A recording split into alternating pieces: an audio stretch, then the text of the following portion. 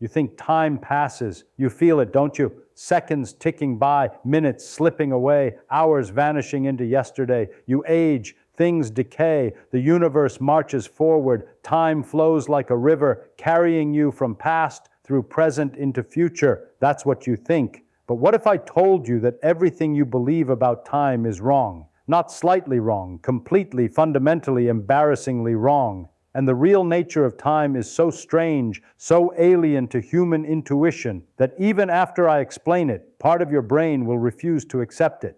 Let's start simple. What is time? Go ahead, try to define it. You can't, can you? You know what a clock is. You know what later means. But time itself, it's like trying to grab smoke. Grab. Here's what most people do. They point at a watch and say, that's time. No, that's a machine, a mechanical device that counts oscillations, a pendulum swinging, a quartz crystal vibrating, a cesium atom oscillating. The machine counts these repetitions and displays a number. But the counting isn't time. The oscillations aren't time. They're just events, physical processes, regular, predictable, useful for measurement, but not time itself. So if time isn't what clocks measure, what is it? This is where your brain starts to fight back. You have this deep intuition that time is fundamental, that it's woven into the fabric of reality, that even if you removed everything, every atom, every particle, every bit of energy from the universe, time would still tick forward. Empty space, empty time, still progressing, still flowing. Wrong. Completely wrong. Time doesn't exist without change. If nothing in the universe changes, if no particles move, no fields fluctuate, no energy transfers, then time has no meaning. You can't define a second without something physical to mark it. The swing of a pendulum, the vibration of an atom. Without these processes, without change, the word time is gibberish. Think about that. Time isn't a container that holds events. Time is the events. It's not a river that flows. It's the label we stick on the sequence of changes. First this happens, then that happens. We call that ordering time. But the ordering doesn't exist separately from the things being ordered. Imagine you have a deck of cards laid out on a table. Jack, queen, king. The jack comes before the queen comes before the king. That's an ordering. But is there some mysterious force called order that makes them line up that way? No. The order is just a description of how they're arranged. Time is like that. It's a description of how events are arranged, not a force that arranges them. Now here's where it gets weird. You think time passes at the same rate everywhere, 1 second per second, right? A clock on Earth ticks at the same rate as a clock on Mars, on Jupiter, in another galaxy. It feels obvious. It feels like it must be true. It's not. The rate at which time passes depends on where you are and how fast you're moving. This isn't theory. This isn't speculation. This is measured fact. We've tested it thousands of times. Clocks at different heights tick at different rates. Clocks moving at different speeds tick at different rates. The differences are tiny at human scales, but they're real. And at extreme conditions near black holes or at speeds close to light, the differences become enormous. How is this possible? How can time itself change rate? Because time isn't a universal backdrop. It's not a cosmic metronome ticking the same for everyone. Time is a dimension like space. And just as space can be stretched and compressed, so can time. Gravity stretches time. Motion compresses it. The geometry of space-time curves and warps, and the rate at which clocks tick changes with it. Let me give you an example. Imagine you're standing still. You're not moving through space. You're just sitting there, but you are moving. You're moving through time. Every second you advance 1 second into the future. You're traveling through the time dimension at maximum speed. Now imagine you stand up and walk. You're now moving through space. But here's the thing. Your total speed through space-time is constant, always. If you start moving through space, you must slow down your movement through time. You can't help it. It's automatic. It's geometry. The faster you move through space, the slower you move through time. Your clock slows down. Your aging slows down. Not because the clock is broken, not because biology is affected, because time itself is moving slower for you relative to someone who's stationary. If you could move at the speed of light, which you can't because you have mass, but if you could, you would stop moving through time entirely. For a photon, a particle of light, time does not pass. It's born and absorbed in the same instant from its own perspective. It doesn't experience duration. The universe is frozen.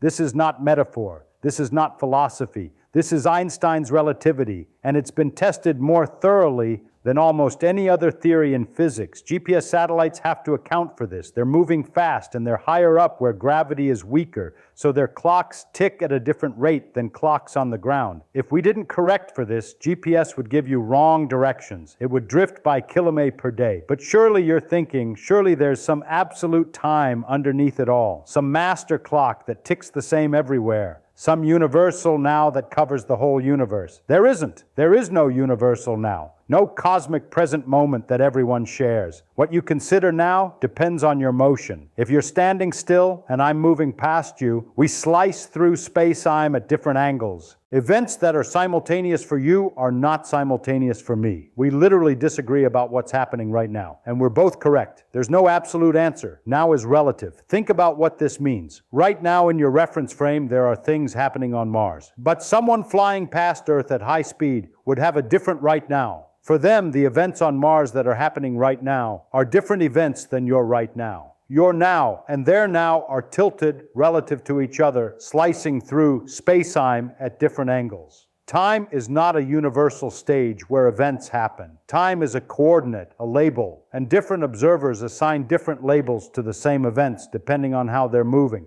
This destroys the common sense picture. You think the universe is like a movie, frame by frame, moment by moment, marching forward, past, present, future. But that's wrong. The universe is more like a block, a four-dimensional block of space-time where every event, past, present, and future exists simultaneously. You, me, dinosaurs, your great-great-grandchildren. All of us exist at different coordinates in the time dimension, just as London and Tokyo exist at different coordinates in space. London doesn't cease to exist just because you're in Tokyo. The past doesn't cease to exist just because you're in the present. The past is just elsewhere in time. The future is elsewhere in the other direction. This is called the block universe. And it's the picture that emerges from relativity. Time doesn't flow. The block is static. What changes is your consciousness moving through it, experiencing one slice at a time, like reading a book. The whole book exists, all pages at once, but you read it page by page, creating the illusion of a story unfolding. You might be screaming at this point, but I feel time passing. I experience it. Things change. How can time not flow? You experience change. That's different. Your brain processes information sequentially. Memories form. Neurons fire in order. You experience a sequence of states, and your brain interprets that sequence as time flowing. But the flow is in your perception, not in the physics. The universe doesn't flow. You flow through the universe. Let me ask you something else. Why does time have a direction? Why can you remember the past but not the future? Why do eggs break but not unbreak? Why does coffee cool down but not spontaneously heat up? Physics equations don't care about the direction of time. If you film a planet orbiting a star and play it backward, it still obeys the laws of gravity perfectly. The equations work both forward and backward. So why does time seem to have an arrow? Why is the future different from the past? Entropy, disorder, probability. There's only one way for an egg to be whole. There are a billion ways for an egg to be broken. Splattered here, splattered there, shell in pieces, yolk scrambled. When you drop an egg, it doesn't choose to break. It's just vastly more probable to end up in one of the billion broken states than in the one unbroken state. The universe is constantly moving from organized states to disorganized states simply because there are more disorganized states available. More ways to be messy than tidy. This increase in disorder and entropy is what gives time its arrow. You feel time moving forward because you're watching the universe get messier. Your brain registers the increase in entropy and it interprets that as time passing. But time itself has no direction. The arrow is statistical, not fundamental. If you could somehow reverse every particle in the universe, flip all the velocities, the universe would run backward perfectly. The physics would work. But it would look absurd to you because your brain, your memories, your sense of causation, all of these are built on entropy increasing. Your intuition is a thermodynamic byproduct. Now let's talk about now again, your subjective experience of now. Right now you feel present, aware, experiencing this moment. But what moment? It takes time for light to travel from this screen to your eyes. About 10 billionths of a second, but still time. Then it takes time for your brain to process the signal, maybe 100 milliseconds. Then you become aware of it. By the time you consciously experience now, it's already the past. You're living on a delay. Your brain hides this from you. It backdates your experience, stitches together signals that arrived at different times, smooths everything out. It creates the illusion of a coherent present moment, but it's an illusion. Your now is a constructed fiction, a moving window about 3 seconds wide, where your brain blends past and slightly less past into something that feels immediate. So when you experience the present moment, you're not experiencing what's happening now. You're experiencing your brain's best guess at what happened a moment ago, edited for continuity, packaged as now. Here's something even stranger. Time might not even be fundamental. At the deepest level, at the quantum level, where space-time itself might break down into something more basic, time might not exist at all. Some theories suggest that time emerges, that at the smallest scales, there's no such thing as time, no sequence, no duration, just a timeless quantum state. And time only appears when you zoom out, when you look at large collections of particles, when thermodynamics and entropy kick in. Time might be like temperature, meaningless for individual particles, but a useful concept for big groups. We don't know if this is true. We're still figuring it out. But the possibility is there. The thing you experience most immediately, most undeniably, the flow of time, might be an emergent illusion.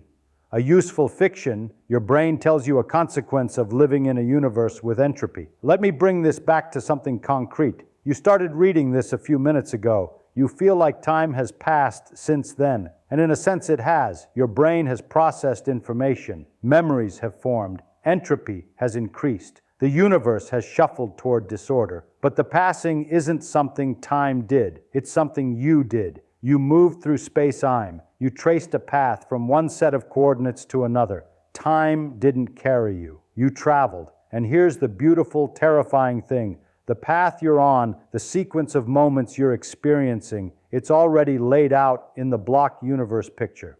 Your entire life, from birth to death, exists as a four-dimensional path through space-time, a world line. Every moment you've experienced, every moment you will experience, it's all there. Does this mean free will is an illusion? That's the wrong question. That's a philosopher's question. The physicist's question is, does the future exist? And the answer from relativity is yes. It exists just as much as the past. It's just located at a different coordinate, but you don't experience it all at once. Your consciousness is local. It exists at one point on your world line, moving along it, experiencing one slice at a time. You don't know what's ahead because your knowledge is limited to where you've been, not where you're going. The map exists, but you can only see the part you've walked. Let me tell you something that should blow your mind. According to relativity, for someone moving fast enough relative to you, your future already exists in their past. They're moving through space-time at such an angle that there now includes your tomorrow, not as a prediction, as a fact, as something that has already happened in their reference frame. Your future is someone else's past. Think about that. This is the reality we live in,